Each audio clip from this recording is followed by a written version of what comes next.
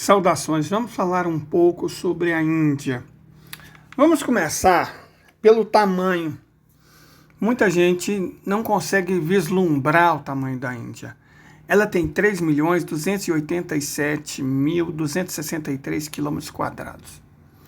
Mas o que é isso?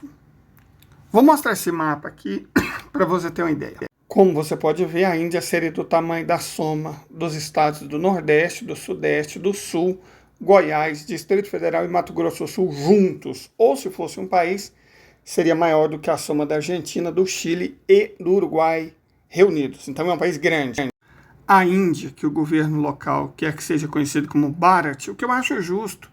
Índia, afinal, não é um nome dado pelos próprios indianos, mas pelos colonizadores responsáveis pelo passamento de 300 milhões de vidas humanas. É o ato mais bárbaro da história do Ocidente, do capitalismo, da humanidade, né? 300 milhões de pessoas foram desvividas, direto ou indiretamente, pela colonização britânica. E não é justo que o nome do país seja dado pelo Reino Unido. Não faz nem sentido. Até porque Índia se refere ao Indus, que é o rio que corta o Paquistão. Então fica esquisito mesmo. Bharat realmente é um nome bem melhor. Está em sânscrito, em védico, em Pali, em Pahlavi, na história antiga do país. Faz referência a essa história muito antiga. Né? A humanidade já conhece a Índia há 70 mil anos.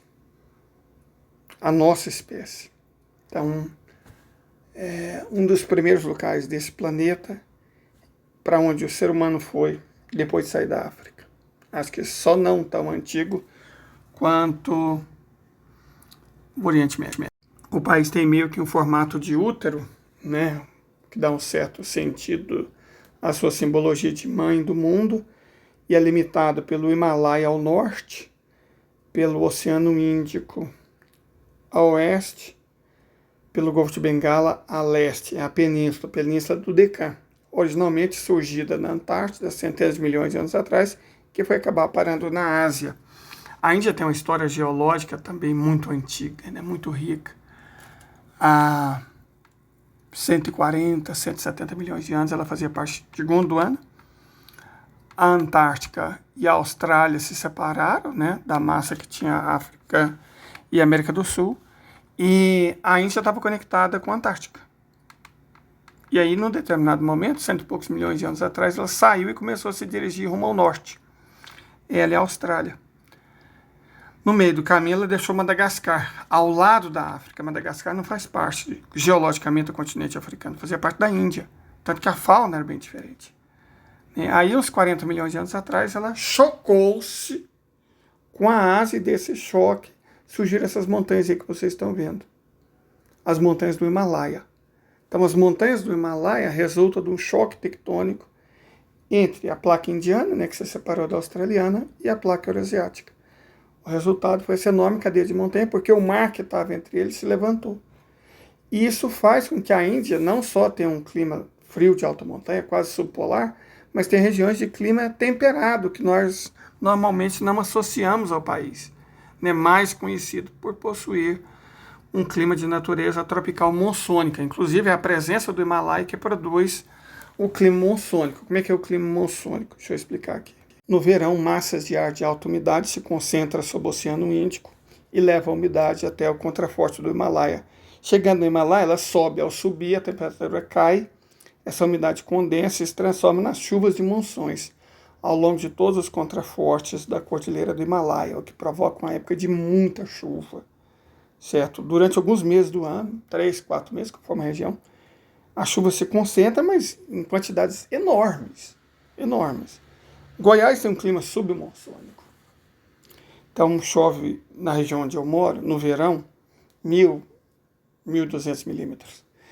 Na Índia, em alguns locais, chove 12.000 milímetros. Então é outro nível, é outra quantidade de chuva. A presença dessas monções foi responsável pela emersão muito precocemente de civilizações agrícolas. A civilização arapiana do Vale do Indus tem pelo menos 5.000 anos de idade. Uma parte dela estava em território que hoje pertence ao Paquistão, mas uma parte considerável estava em território indiano, mais especificamente no noroeste do país, na região do Punjab. Então, essa característica de ter chuvas concentradas numa época do ano permitiu o desenvolvimento da agricultura e, como eu disse, a construção de uma civilização sui generis, vamos dizer assim. A Índia histórica, vamos colocar a civilização indiana, o hinduísmo, ele é paradoxalmente, ironicamente, muito provavelmente oriundo de terras que são o atual Paquistão, uma nação islâmica, muçulmana, surgida após a independência da União Indiana em relação ao Reino Unido. Então, ao que tudo indica, foram os ancestrais dos Kalash, que 8, 9 mil anos atrás, criaram as raízes daquilo que viria a ser a religião hinduísta. Então você tem, depois da invasão dos arianos, uns 3.400 anos atrás, a sistematização dessa religião, mas os fundamentos são muito mais antigos. Os fundamentos são muito mais antigos que isso. Como eu disse, os Kalasha praticam uma religião pré-védica, mas ao mesmo também paravédica, ou seja, que parece muito com o hinduísmo. Como os Kalasha estão lá há 10 mil anos, não foram eles que copiaram dos indo-arianos, né, que vieram depois. Por falar em indo-arianos, vamos falar um pouco da genética, da cultura. Essas pessoas um pouco mais negras e mais escuras são os Drávidas. Eles são uns 300, 350 milhões de pessoas que vivem principalmente no sul. Mais ao norte vivem os indo-arianos propriamente dito. Eles são cerca de 900 milhões. Eles possuem o cabelo mais liso, a pele mais clara e são originários de tribos invasoras, né, vindas do Planalto do Irã e da Ásia Central, que chegaram lá 3.400 anos atrás. Também vivem na Índia povos austroasiáticos, dos quais os Muda e os Hazik são os mais afamados. Você pode ver que a aparência deles é muito distinta, tanto de um grupo quanto de outro, né, daqueles que nós já falamos. Então, são bem diferentes, não dá para você comparar, são realmente diferentes. Também existe na Índia um quarto grupo, os tibeto-burmeses, que tem uma aparência, digamos assim, mais mongólica, né? Aquele olhinho puxado, aquela aparência típica dos orientais. Isso remete ao fato de que a Índia tem 450 grupos étnicos e, considerando-se dialetos, né, que é uma língua sem exército, são mais de 1.400 idiomas falados lá. O último grupo é esse aqui, os chamados negroides, que vivem nas ilhas Andamã e Nicobar. Então, a diversidade cultural, a diversidade genética da Índia é impressionante. Você vê pessoas desde cabelos e olhos claros a pessoas que são negras. Então, você tem uma diversidade humana, cultural, linguística na Índia que faz ela ser um continente. Por isso ela é chamada de subcontinente. E a gente tem que considerar também que ela é rica. O PIB da Índia é maior que o da Alemanha, do Japão e da África do Sul somados. São mais de 13 trilhões de dólares por paridade do poder de compra. E isso sem falar que a Índia tem 4 megacidades. A Europa inteira só tem 3. A Índia é mais populosa que a China. É mais populosa que a África. É bem mais populosa que as Américas. Tem 2 vezes a população da Europa. A Europa tem o quê? 6 escritas? 5 escritas? A Índia tem 14, 16 se a gente for considerar o Braille. Certo? E línguas e escritas acessórias. Então, não tem comparação. Tem muito mais idioma que a Europa. É muito mais antiga do que a Europa. Tem muito mais tipos de escrita do que a Europa. Muito mais religiões do que a Europa. Ela é um continente. A verdade é isso. A Índia é um continente. Deveria ser um continente. Pelo tamanho, acho que nem tanto. Uns 5 milhões de quilômetros quadrados. Mas pela quantidade, pela diversidade da população, da cultura e da história, só a Índia, mesmo sem considerar os vizinhos, ela é um continente.